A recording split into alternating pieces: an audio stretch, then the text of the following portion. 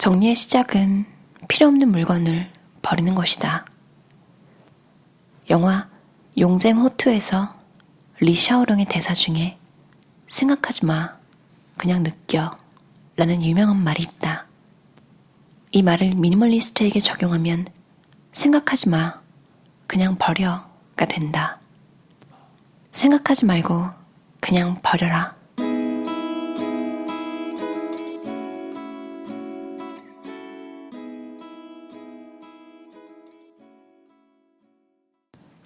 어느 날 나는 집에 중요한 통장을 몇 개나 두는 게 싫어서 모두 문서 절단기에 넣어버렸다. 아무려면 어떻게 되겠지 하는 생각이었다.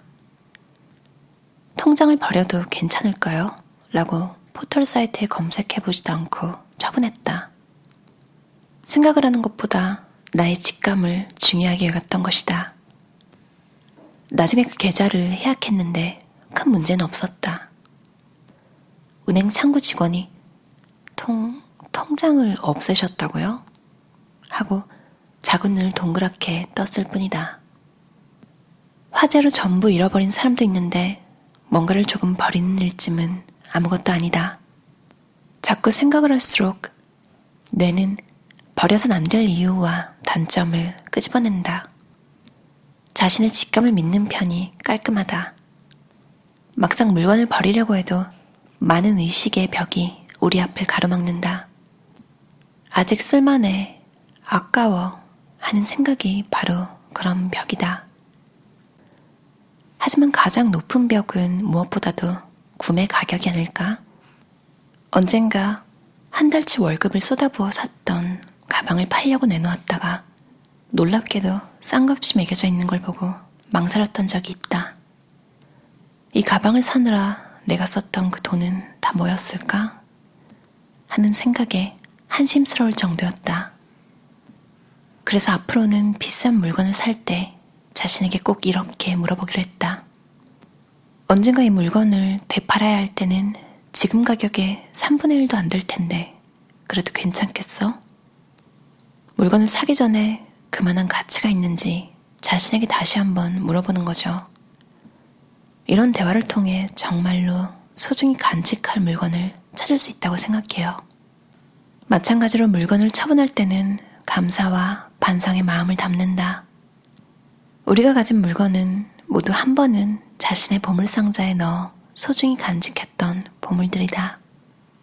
따라서 물건을 버릴 때는 그 보물을 손에 넣었을 때의 기쁨과 추억을 되새기면서 두 번 다시 같은 일을 되풀이하지 않겠다고 마음먹는 게 중요하다. 이런 과정이 없으면 매번 똑같은 일을 반복하게 된다. 침대 하나만 놓여있는 침실. 아무것도 없기에 숙면을 취할 수 있다. 아침에는 창문으로 들어오는 간지러운 햇살에 눈을 뜬다. 무엇보다 중요하게 생각하는 것은 집에서 보내는 일상의 행복감이다.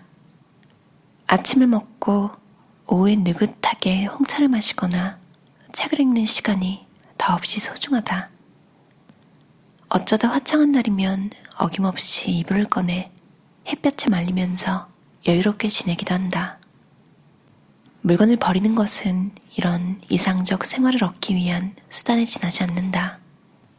목욕타월을 버린다고? 주전자도 필요 없어? 하며 물건을 하나하나 버릴 때마다 놀라던 남편도 지금은 이 생활을 마음에 들어한다. 그래서인지 예전보다 집에 있는 시간도 늘었다. 가장 중요한 건 두 사람이 함께 마음 편하게 지내는 일이라고 생각해요.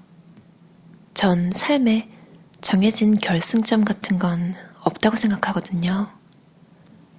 그러니 앞으로도 초조해하지 않고 충분히 시간을 들여 서로가 목표로 하는 도착 지점을 찾아 나갈 수 있기를 바랄 뿐이에요. 방에 아무것도 없으면 생활이 정말 편합니다. 우리 집 마루에는 아무것도 없기 때문에 청소도 금세 끝나고 물건을 사기 위해 쇼핑을 하는 일도 별로 없어요. 미니멀리스트가 되고부터는 예전보다 자유시간이 늘어서 현재의 생활에 아주 만족하고 있다. 전 자신이 좋아하는 일에 온전히 몰두할 수 있는 생활이야말로 정말 가치 있다고 생각해요. 물건이 많으면 아무래도 그것들을 관리하는데 시간을 빼앗기게 되어서 오롯이 나만의 시간을 보낼 수 없거든요. 그런 생활은 자신이 원해서 하는 것처럼 보이지만 실상은 물건에게 지배당하는 생활일 뿐이라고 생각해요. 텔레비전이 아주 좋은 예죠. 텔레비전은 한 번 틀면 계속 켜놓게 되잖아요. 멍하니 보다가 눈 깜짝할 사이에 훌쩍 시간이 지나버리죠. 그런 식으로 자기도 모르는 사이에 텔레비전에 완전히 지배당하는 겁니다. 저는 증권 딜러로 일하고 있는데 쓸데없는 거래를 하면 금액에 손실을 입기 때문에 효율적으로 일해야 해요. 다른 것도 마찬가지라고 생각합니다. 쓸데없는 시간을 최대한 줄일 수 있다면 자신이 좋아하는 일만 하면서 살아갈 수 있지 않을까요? 그런 면에서 전 자신이 좋아하는 일을 하고 있다고 자신 있게 말할 수 있어요. 그렇게 말할 수 있느냐 없느냐, 그 의식의 차이가 가장 중요하지 않을까요? 만약 미니멀리스트가 되고 싶은 사람이 있다면 물건을 버리기 전에 의식을 바꾸는 일부터 시작하면 좋을 겁니다. 전 아무것도 없는 상태에서 맨손으로 싸우고 싶어요. 이 물건을 갖고 있으니까 하는 심리로 자신을 과시하는 것이 정말 싫습니다. 명품 가방을 갖고 있다는 게 왜 근사한 일인지도 전혀 모르겠고요. 물건으로 승부하는 대신 자신의 능력으로만 평가받는 사람이 되는 것이 희지 씨의 바람이다. 보통 사람들과는 다른 사고방식일지도 모르지만 자기 자신 이외의 다른 무언가로 자신을 높이려고 애쓰는 사람들을 보면 측은한 마음마저 든다. 비싼 고급차나 초호 아파트, 남들이 부러워할 만한 학력을 갖고 있다고 해서 자신의 진정한 가치가 높아지는 건 아니기 때문이다. 왜 모두들 신분을 높이려고만 하는 걸까요? 전 즐겁게 살 수 있다면 그런 것쯤은 낮아도 별로 상관없다고 생각해요. 사회적 신분이 높고 남들 보기에 성공했다고 해서 행복하거나 자유롭게 살 수 있는 것은 아니니까요. 갖고 있는 물건으로 나의 가치를 과시하는 대신 물건이 없어도 자신과 자신의 생활을 긍정할 수 있다면 그걸로 좋지 않을까요? 그래서 저는 앞으로도 물건이 없는 이 생활을 계속 이어나가려고 합니다. 누구에게나 좋아하지만 입지 않는 옷이 있을 거예요.